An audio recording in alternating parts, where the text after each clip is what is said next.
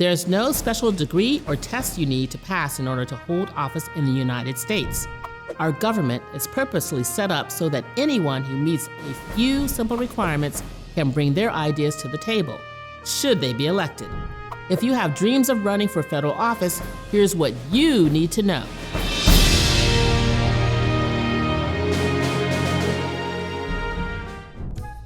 In order to be qualified for president, you must be a natural-born citizen of the United States, be at least 35 years old, and have lived in the United States for at least 14 years leading up to the election.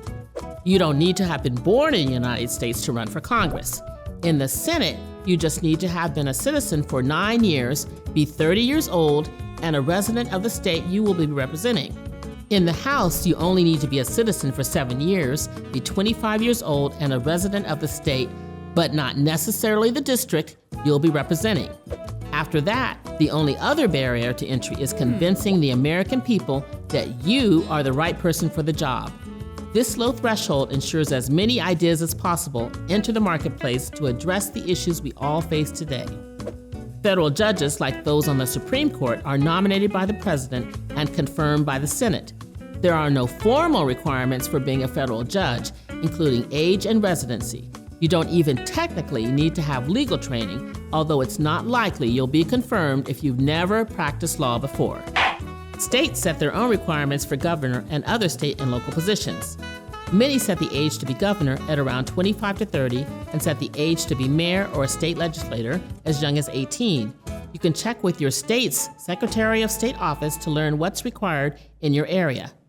There are some notable examples of young people stepping up to hold public office.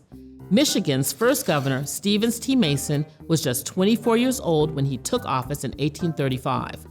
Despite not meeting the age requirement, President Andrew Jackson convinced the Tennessee legislature to appoint 28-year-old John Eaton to the U.S. Senate, making him the youngest to take that office.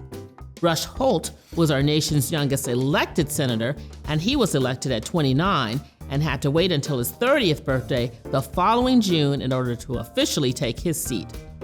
Theodore Roosevelt was our youngest president to take office, being sworn in at 42 following the assassination of President McKinley. John F. Kennedy was the youngest president at the time of his election at 43. And in 1812, Joseph Story became the youngest person to be appointed to the Supreme Court at just 32 years old. So as you can see, age is truly just a number when it comes to running for office. With that in mind, would you run for office?